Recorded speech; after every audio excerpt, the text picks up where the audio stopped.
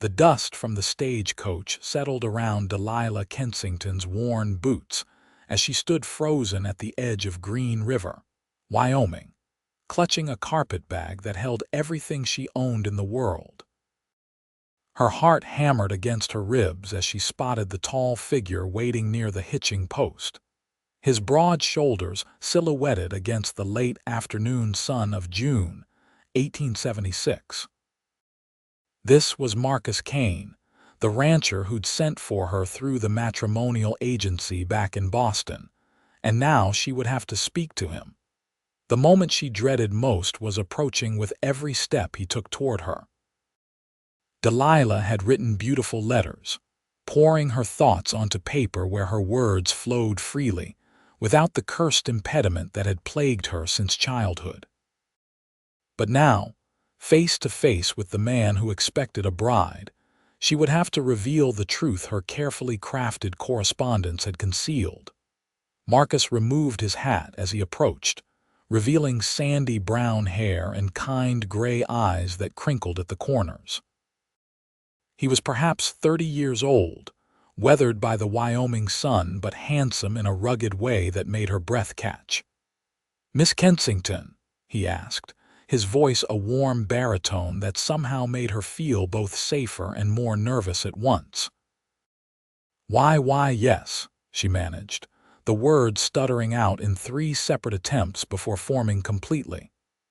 Her cheeks flushed hot with shame, and she dropped her gaze to the dusty ground, waiting for the inevitable disappointment, the rejection she'd faced so many times before.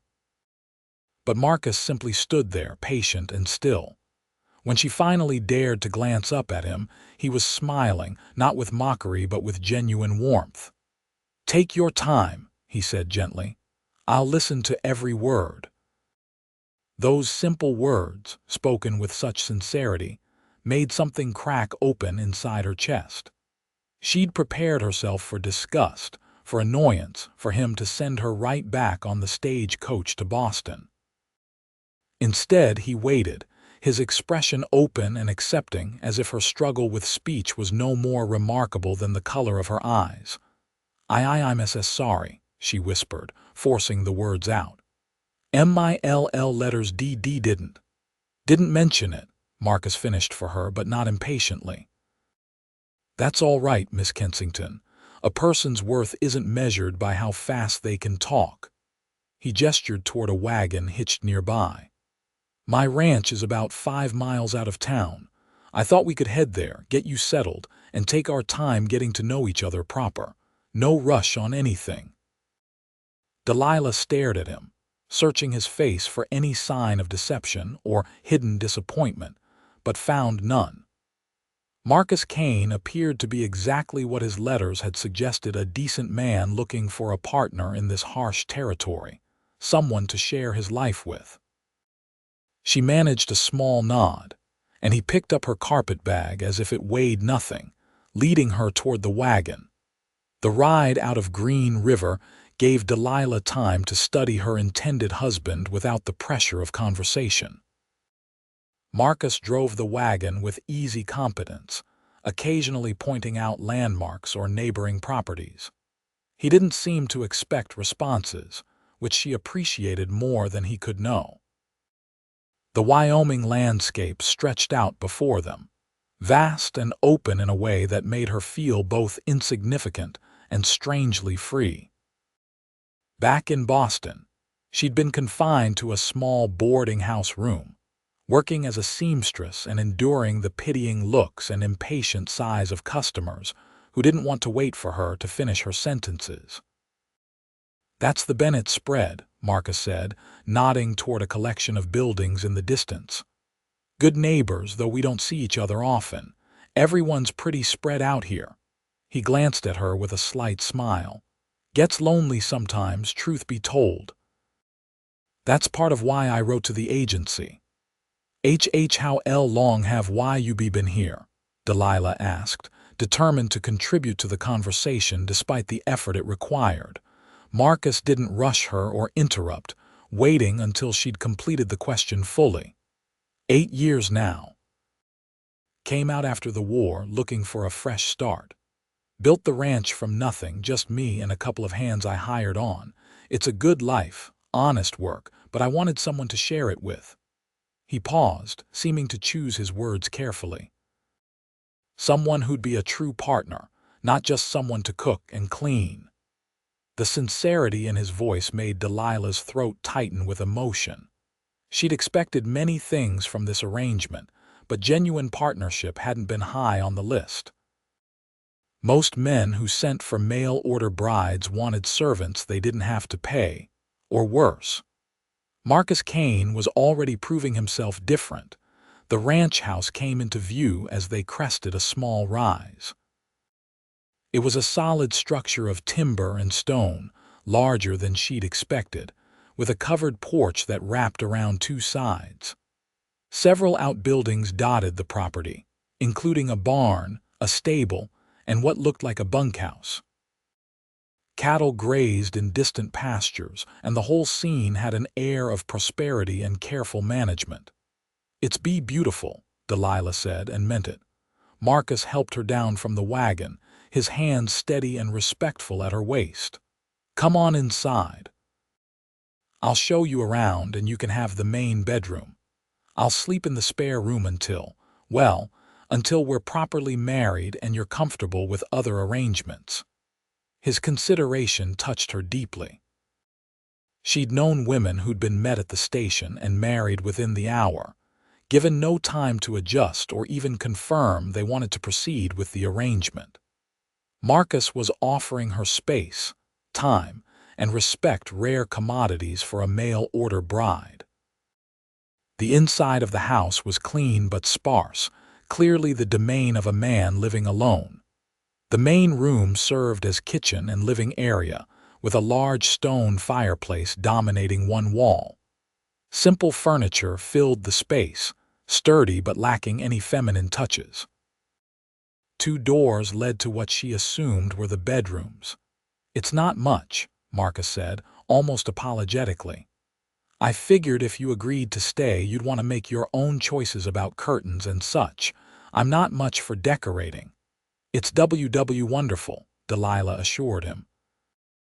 And it was far better than the cramped boarding house she'd left behind, where she'd shared a room with 3 other women and never had a moment's privacy.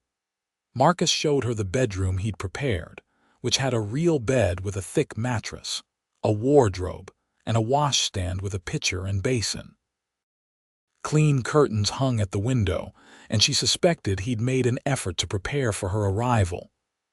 "I'll let you rest and freshen up," he said, setting her carpetbag on the bed. "Take your time. When you're ready, come on out and we can have some supper." "Nothing fancy, I'm afraid, but it's filling." After he left, closing the door quietly behind him, Delilah sank onto the bed and let out a long, shaky breath.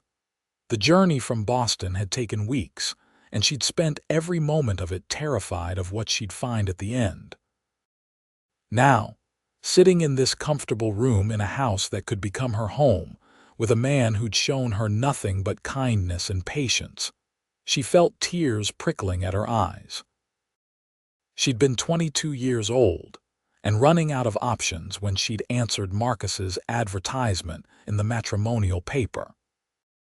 Her stutter had made finding decent employment nearly impossible, and the few men who'd shown interest in courting her back east had quickly lost patience with her difficulty speaking. The agency had warned her to disclose any impediments, but desperation had made her dishonest. Now, faced with Marcus's unexpected acceptance, she felt ashamed of the deception. Delilah washed her face and changed into a clean dress, one of only 3 she owned.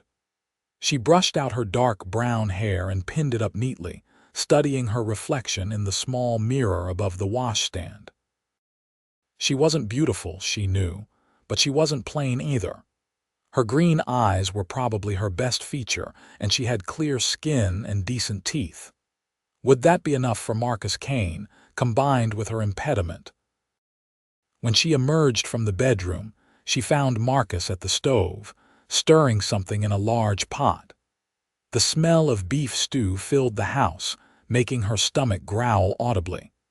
She hadn't eaten since early morning, afraid her nerves would make her sick on the stagecoach. Marcus turned at the sound of her footsteps and smiled. "Perfect timing. Have a seat at the table and I'll dish this up." Delilah sat at the simple wooden table, watching as he ladled generous portions of stew into bowls and set one before her with a chunk of fresh bread. He sat across from her, bowing his head briefly before picking up his spoon. She followed his lead, blessing the food silently before taking a bite. The stew was simple but well made, savory and hot and exactly what she needed. They ate in comfortable silence for a few minutes before Marcus spoke. "I suppose we should talk about expectations and such," he said, his tone conversational rather than demanding. "I don't want you to feel trapped or obligated. If you decide this isn't what you want, I'll pay your fare back to Boston, no questions asked." Delilah's spoon paused halfway to her mouth. "Why you would? Of course," Marcus said firmly. "I'm looking for a wife, not an indentured servant. This only works if we both want it." He met her eyes steadily. "I know you didn't mention your stutter in your letters. I can understand why people can be cruel about such things. But I want you to know it doesn't matter to me. What matters is the person you are, the words you have to say, not how long they take to come out." The tightness in Delilah's chest eased slightly. I was afraid," she admitted, struggling with each word but determined to be honest. "Afraid why you wouldn't want me." "Well, I do want you," Marcus said simply. "I liked your letters. You're thoughtful and intelligent, and you have a way with words that touched me. That's still true, isn't it? You still have those qualities, stutter or no stutter." Delilah nodded, unable to speak past the lump in her throat.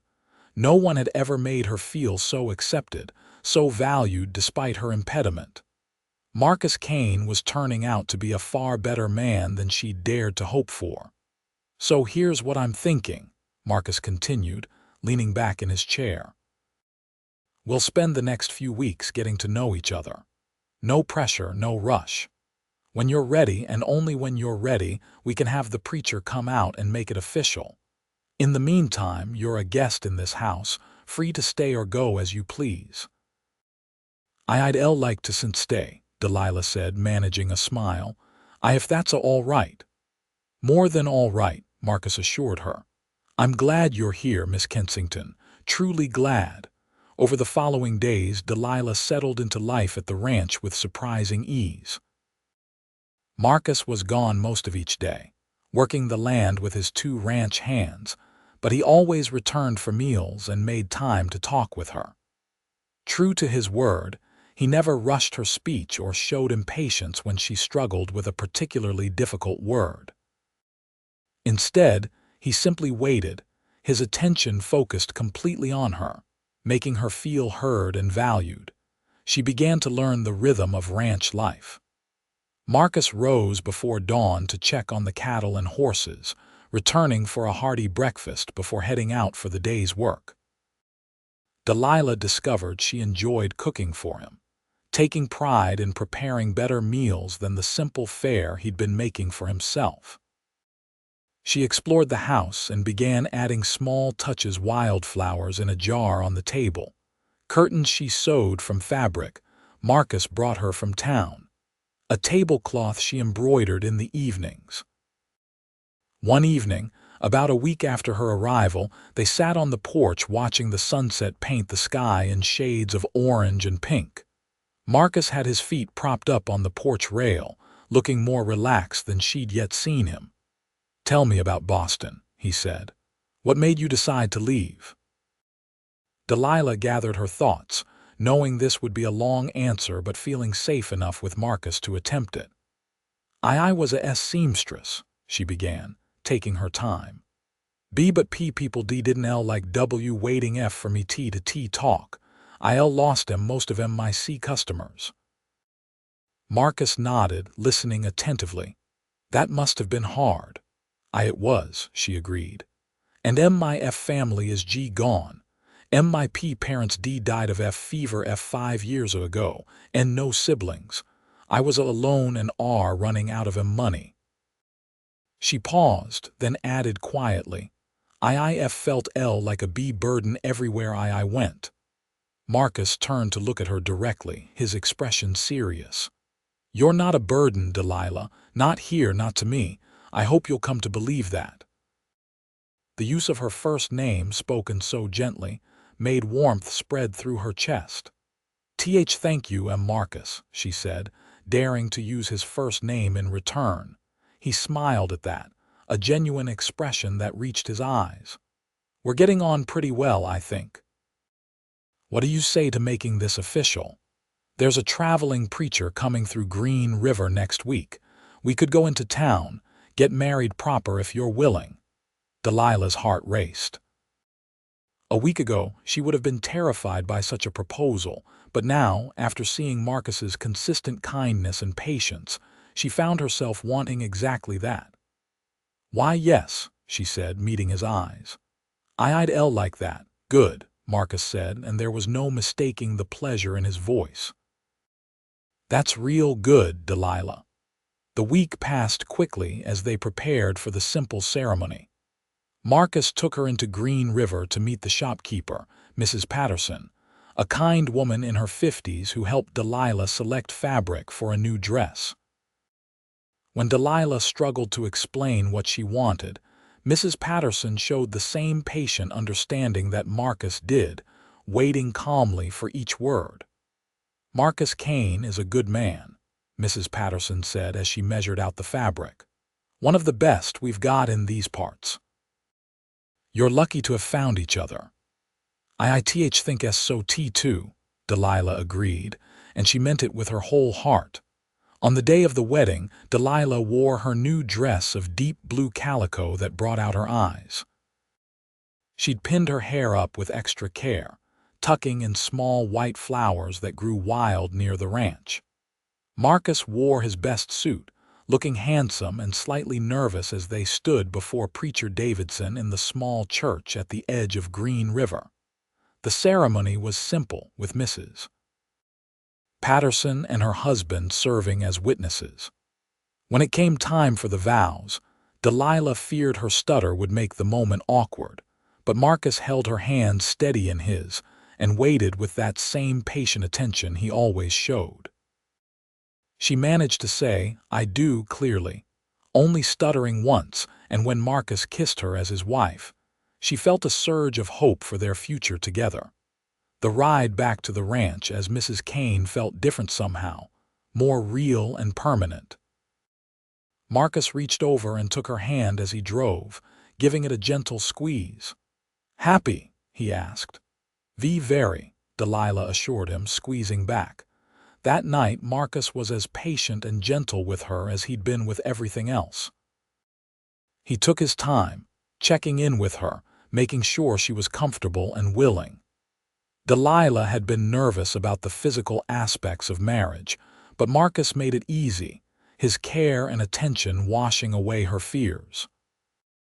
Afterward, lying in his arms in the bed they now shared, she felt truly at peace for the first time in years. Summer deepened into the heat of July and August. Delilah learned to manage the household with increasing confidence, even learning to milk the cow and gather eggs from the chickens.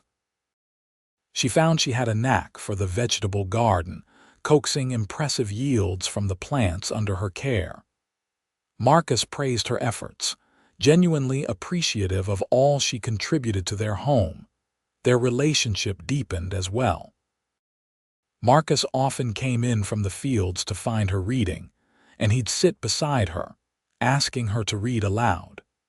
At first, this terrified her. Reading aloud had always been torture in school, with other children snickering at her struggles. But Marcus listened to every word with perfect patience, never making her feel rushed or foolish.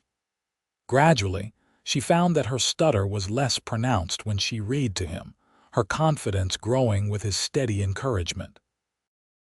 You have a beautiful voice, he told her one evening as she finished a chapter from one of his books. "I could listen to you read forever." Even with the stutter, she asked, still sometimes doubting. "Especially with it," Marcus said firmly. "It's part of you, Delilah, and I love every part of you." Those words, "I love you," hung in the air between them. It was the first time either of them had spoken of love, though Delilah had felt it growing between them for weeks. "I'll love you too," she managed, her eyes filling with happy tears. Marcus pulled her close, kissing her forehead. "Best decision I ever made, sending for a bride. Best gift I ever got, having you arrive." As autumn painted the landscape gold and red, Delilah realized she'd missed her monthly courses. She waited another month to be sure before telling Marcus, nervous about how he'd react. They hadn't discussed children specifically, and she worried it might be too soon. But when she finally managed to stutter out the news over breakfast one morning, Marcus's face lit up with pure joy. "A baby," he repeated as if making sure he'd heard correctly. "We're having a baby." "Why, yes," Delilah confirmed, laughing at his excitement. Marcus came around the table and pulled her into his arms, holding her tight. "That's wonderful news. The best news." He pulled back to look at her, suddenly concerned. "Are you happy about it? I should have asked that first." Very happy," Delilah assured him. "IW was just worried it might be T2S soon." "Too soon?" Marcus shook his head. "Delilah, I married you planning to spend the rest of my life with you. A baby just makes that future brighter." He placed a gentle hand on her still flat stomach. "Our child. That's amazing." The pregnancy progressed smoothly through the fall. Marcus became even more attentive, insisting she not overwork herself and bringing her little treats from town peppermints for her occasional nausea. A new book when she'd finished the last one. Soft yarn for baby blankets. He rubbed her feet in the evenings when they swelled, and held her when the fears common to expectant mothers plagued her at night. Winter came early to Wyoming that year, with snow falling in late November. Marcus made sure they were well stocked with provisions, not wanting to risk trips to town once the weather turned harsh. They spent long evenings by the fire, Marcus reading to her when she grew too tired to read herself, talking about names for the baby and what kind of parents they wanted to be. "IW want our child to KN know they're loved," Delilah said one night, her hands resting on her now prominent belly. "And know 'em matter what." "They will," Marcus promised. "And if they have a stutter like their mama, that won't matter one bit. We'll teach them that their worth isn't in how they talk, but in who they are." The baby came in March of 1877, during a late winter storm that kept the doctor from making it out to the ranch. Marcus delivered his own son with the help of Mrs. Patterson, who'd insisted on coming to stay with them as Delilah's time approached. It was a long, difficult labor, but when Marcus finally placed the squalling infant in her arms, Delilah thought she'd never seen anything more perfect. "What should we name him?" Marcus asked, his voice rough with emotion as he looked at his wife and newborn son. Matthew," Delilah said, having thought about it for months. Matthew K. Kane." "Matthew," Marcus repeated, testing the name. "I like it. Hello, Matthew. Welcome to the world, son." Those early weeks with a newborn were exhausting but joyful. Marcus helped with everything, changing nappies and walking the floor with Matthew in the middle of the night so Delilah could rest. He was a natural father, gentle and patient with his son as he was with everything else. When spring finally broke through winter's grip, Marcus carried Matthew outside to see the ranch for the first time. Delilah watched from the porch as her husband showed their son the horses, the cattle, the wide Wyoming sky. Her heart felt so full she thought it might burst. Life settled into a new rhythm that included Matthew. As he grew from infant to toddler, Delilah watched for any sign of speech difficulties, worried he might inherit her stutter. When he began to talk around 18 months, his words came clear and unstuttered. She felt both relief and a strange, small relief that he wouldn't face the struggles she had, but sadness that this wouldn't be one more thing they shared. Marcus noticed her mixed emotions, as he noticed everything about her. "You're a wonderful mother," he told her one evening as they watched Matthew play with wooden blocks Marcus had carved. "He's lucky to have you, stutter or no stutter." "I wanted him to have it easier," Delilah admitted. "He will," Marcus assured her. "Because he has two parents who love him and each other. That's what matters most." Matthew wasn't yet 2 when Delilah realized she was pregnant again. This time the news felt more expected but no less joyous.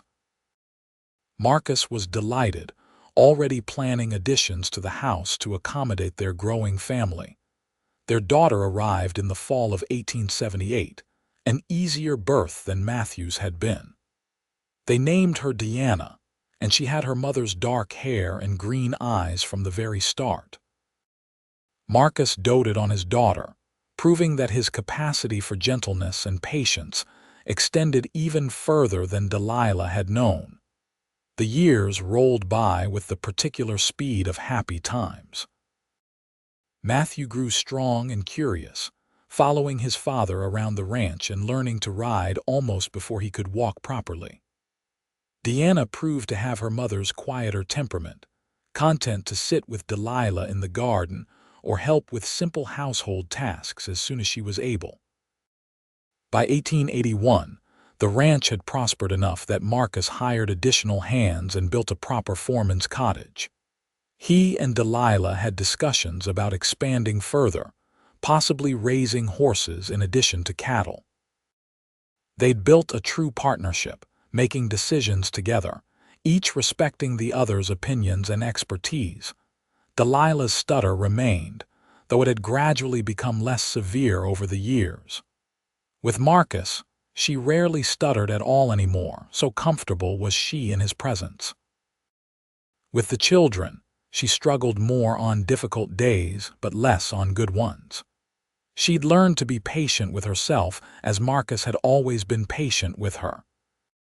One evening in late summer, with Matthew helping Marcus with evening chores and Deanna already asleep in bed, Delilah sat on the porch watching the sunset.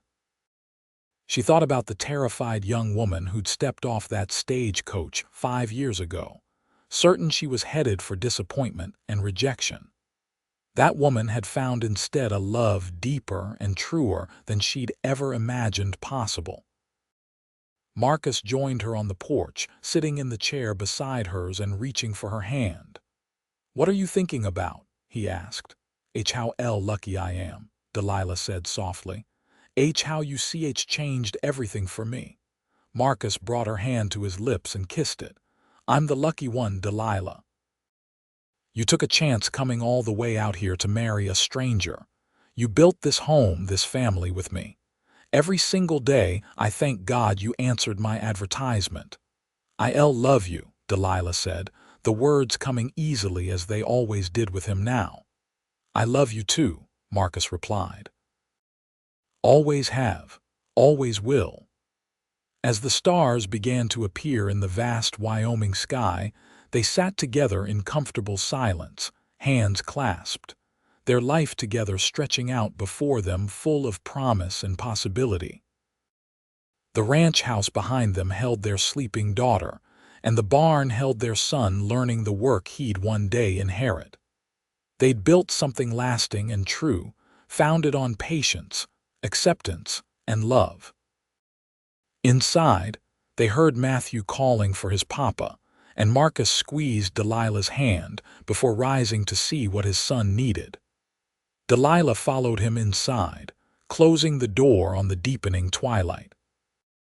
Tomorrow would bring its own challenges and joys, but they'd face it together as they always had, partners in every sense of the word. The years continued to pass, marked by the steady rhythms of ranch life and the growth of their children.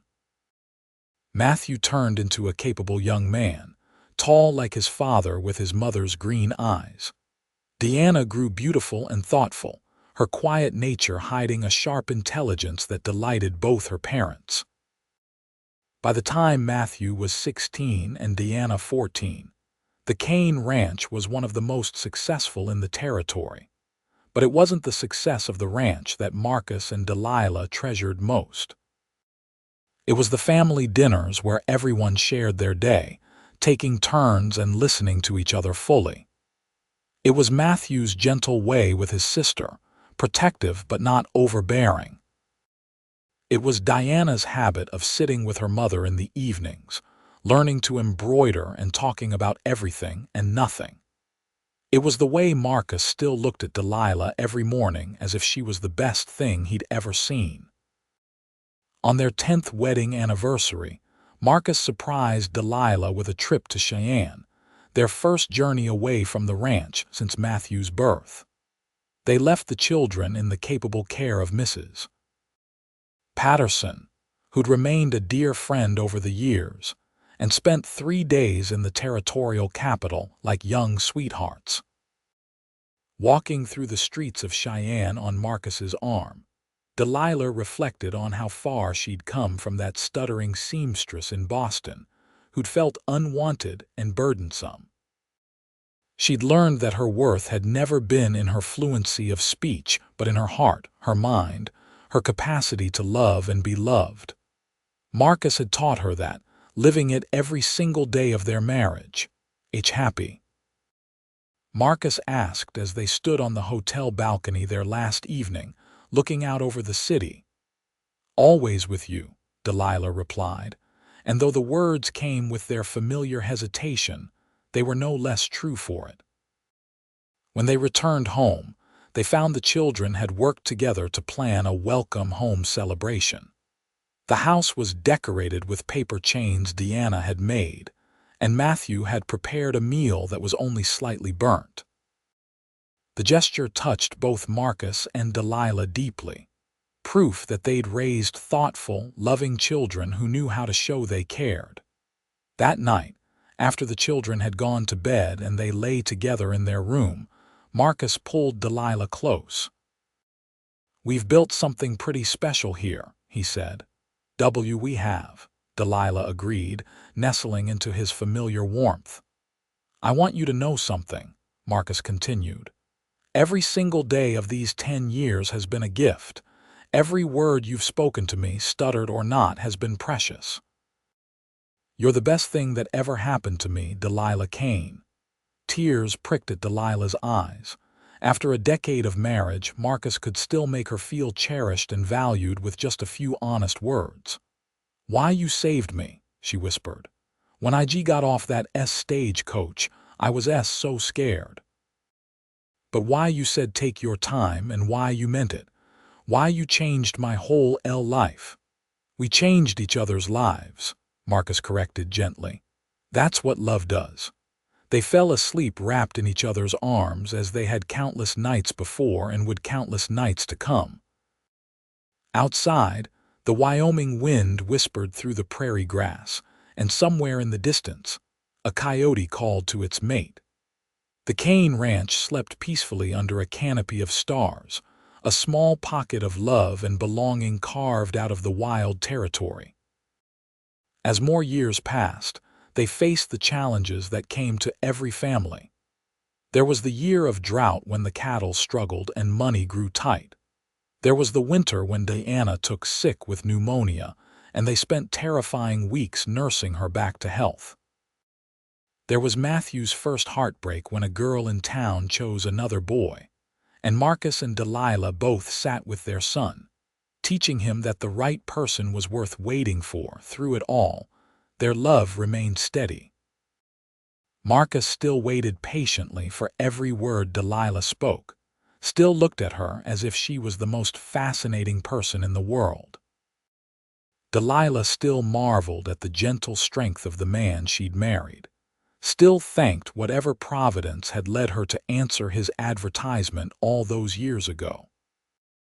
When Matthew turned 21, he started courting a young woman from a neighboring ranch, a spirited girl named Sarah with red hair and a quick laugh. Marcus and Delilah welcomed her into their family, recognizing in their son's eyes the same love they'd found together.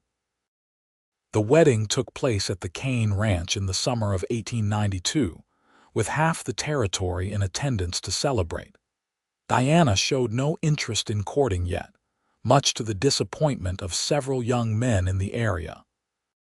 She was content helping run the household and had started a small business of her own, raising chickens and selling eggs to the growing town of Green River. She had her mother's head for figures and her father's business sense, a formidable combination. One evening, as Marcus and Delilah sat on their porch watching yet another Wyoming sunset, Deanna brought them coffee and sat with them. "I want you to know something," she said, looking at her parents with serious eyes. "Growing up here, seeing the way you love each other, the way Papa always listened to every single word Mama spoke, it taught me what real love looks like.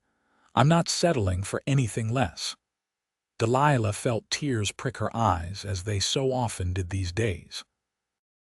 Her daughter had learned the right lessons, had seen that true love was about patience, respect, and genuine partnership. "G good," she said firmly. "D don't ever settle." "Your mother's right," Marcus agreed, reaching over to take Delilah's hand as he had thousands of times before. "Wait for someone who sees you, really sees you, and loves what they see." Deanna smiled at them both, "Like you two see each other." After their daughter went inside, Marcus and Delilah sat in comfortable silence, watching the stars emerge one by one. "We did all right, didn't we?" Marcus asked quietly. "With the children, with the ranch, with everything." We did be better than all right," Delilah said. We built something real and G good. They were in their 40s now, both showing signs of age. Marcus's hair was shot through with silver, and he moved a bit more stiffly after long days of work. Delilah had lines around her eyes and mouth, marks of decades of smiling and squinting in the Wyoming sun. But when they looked at each other, they still saw the young people who'd met at that stagecoach, taking a chance on a future together. Matthew and Sarah gave them their first grandchild in 1893, a boy they named Marcus after his grandfather.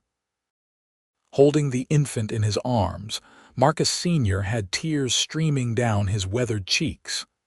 "A grandson," he marveled. "Our grandson, Delilah."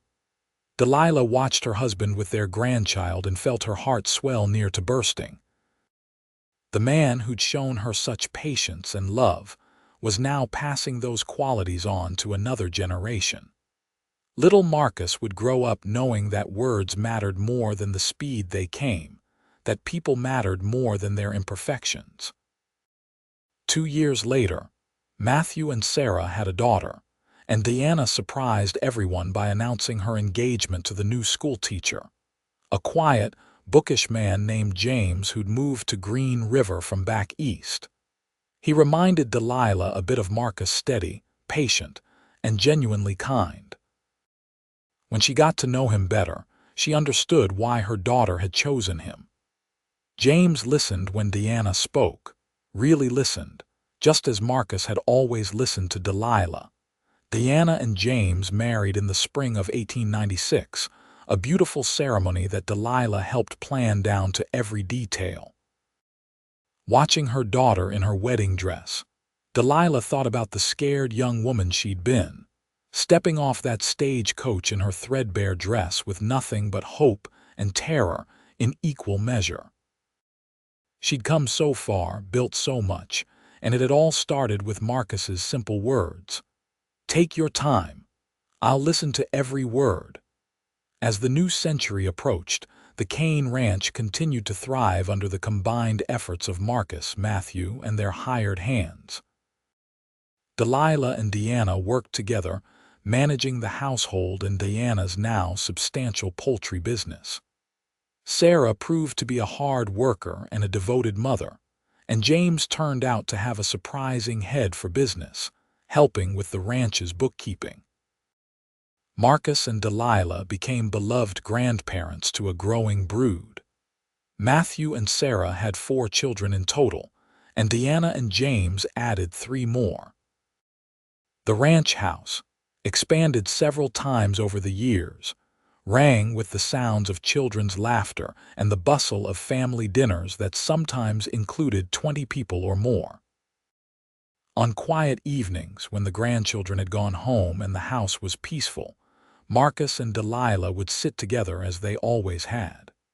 Sometimes they talked, Delilah's words still occasionally stuttering but Marcus still waiting with that same infinite patience. Sometimes they simply sat in comfortable silence, hands clasped, watching the sun set over the land they'd built their life on. "Did you ever regret it?" Delilah asked one such evening when they were both past 60 and their hair was white. Sending for a bride from so far away." Marcus turned to look at her, his gray eyes still clear and bright despite his age. "Regret it? Delilah, it was the best decision I ever made. You've given me everything: love, family, partnership, a real home. I'd do it all again in a heartbeat. Even Kane knowing about the Stutter." She pressed, though she knew his answer. "Especially knowing about the Stutter," Marcus said firmly. "It's part of you and I love every part of you. I have from the moment you stepped off that stagecoach looking scared but determined. I'll love you until my last breath and beyond." Delilah leaned her head on his shoulder, feeling the steady beat of his heart. "I'll love you too, always and forever." They celebrated their 30th wedding anniversary in 1906, surrounded by children, grandchildren, and half the population of Green River. The ranch was in its heyday, one of the most prosperous in Wyoming. But more important than prosperity was the legacy of love Marcus and Delilah had built. Their children and grandchildren knew what real partnership looked like, knew that differences didn't diminish worth, knew that patience and acceptance were the foundations of lasting love. Standing in their parlor, watching their family celebrate, Marcus pulled Delilah close. "We did good," he murmured into her hair. We did very good," Delilah agreed, looking around at the fruit of their loved children and grandchildren who were happy, healthy, and knew they were loved unconditionally. As they grew older, Marcus and Delilah gradually handed over more of the ranch's operations to Matthew and the younger generation. They spent their days working in the garden, playing with grandchildren, and enjoying the life they'd built together. Delilah's stutter remained, but it had become such a natural part of their communication that neither of them really noticed it anymore. It was simply how Delilah spoke, and Marcus listened to every word as he always had. They celebrated their 40th anniversary quietly, just the two of them sitting on their porch watching the sunset. 40 years, Delilah marveled. Sometimes it feels like 40 minutes and sometimes like forever." "Forever in the best way," Marcus said, his hand finding hers automatically. They fit together perfectly after all these years, two pieces of a puzzle that had found their match. "Do you remember when I first arrived?" Delilah asked. "I was so scared." "I remember," Marcus said. "I remember thinking you were the prettiest thing I'd ever seen, even scared. And when you stuttered, I remember hoping you'd give me a chance, that you wouldn't get right back on that stagecoach." "I thought you'd be disappointed," Delilah admitted. "I thought you'd send me back." "Never," Marcus said firmly. "From that first moment, I knew you were exactly who I'd been waiting for. Your letters showed me your heart and mind. Your stutter didn't change any of that." They sat in peaceful silence, watching the familiar landscape fade into twilight. 40 years of sunsets they'd watched together, 40 years of building a life and a love that had weathered every storm. They'd raised children who were good people, grandchildren who were growing up strong and kind. They'd built more than a ranch, they'd built a legacy of love that would continue long after they were gone. As the years moved into the 1910s, Marcus and Delilah slowed further. They no longer worked much, content to sit in their garden or on their porch, receiving visits from children and grandchildren who came by daily. Their love had become something of a legend in Green River, the rancher and his mail-order bride, who'd built one of the most successful ranches in Wyoming and raised a family known throughout the territory for their decency and kindness. Young people sometimes came to ask their advice on marriage. Marcus always said the same thing: listen, really listen. Your partner's words matter, every single one of them.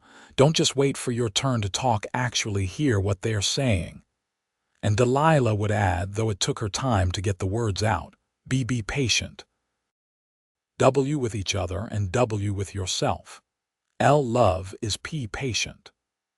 On a warm summer day in 1916, they celebrated their 50th wedding anniversary.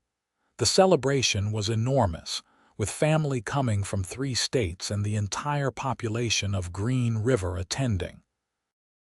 Marcus and Delilah sat like royalty, surrounded by their children, their grandchildren, and even a few great-grandchildren.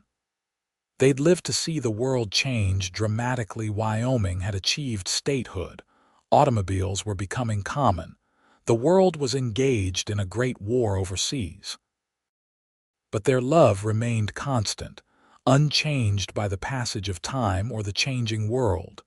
Marcus stood to make a speech, his voice still strong despite his 70 years. 50 years ago, he began, I sent away for a bride because I was lonely and wanted a partner. What I got was so much more.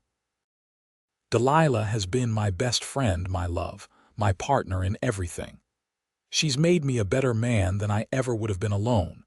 And I want everyone here to know, especially you young folks starting out, that real love isn't about perfection. It's about acceptance. It's about patience. It's about listening to every word, no matter how long it takes to say them. He turned to Delilah, his eyes shining with tears. You've been the best part of my life, Delilah Kane, the very best part. Delilah stood, taking his hand. The crowd grew quiet, waiting patiently as they always did for her to speak. Marcus told me to take my time, she said, her voice trembling but clear. And he meant it. He listened to every W word.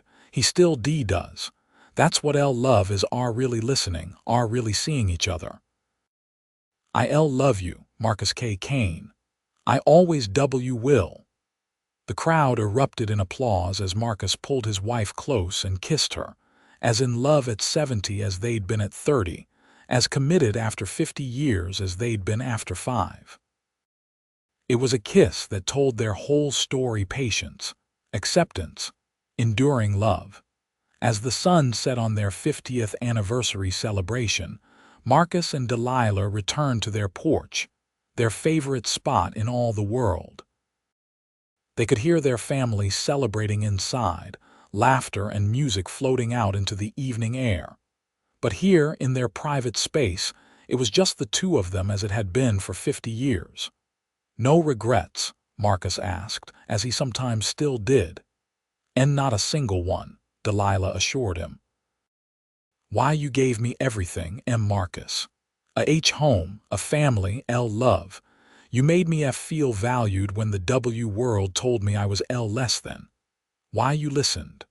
Always will, Marcus promised. Until my last breath, I'll listen to every word you have to say. And he meant it, just as he'd meant it that day 50 years ago when a scared young woman had stepped off a stagecoach and into his life. Their love story had started with patience and acceptance, and those qualities had sustained them through 50 years of marriage, through raising children and building a ranch, through good times and hard times. They'd proven that love didn't need perfection. It just needed two people willing to see each other truly, to listen genuinely, and to choose each other day after day.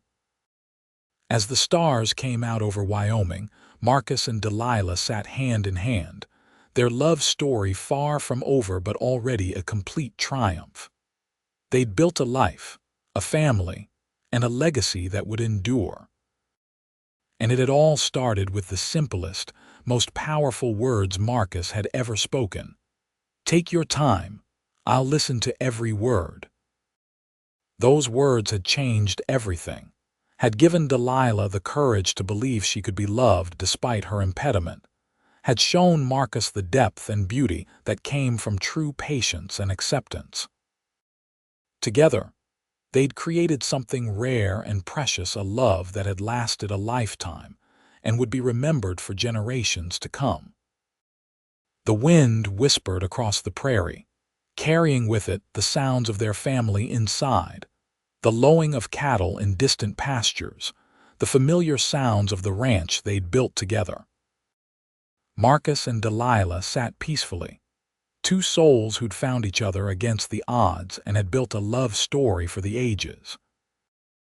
As the night deepened around them, they remained on their porch, reluctant to leave this perfect moment, this culmination of 50 years of patience, love, and listening to every single word.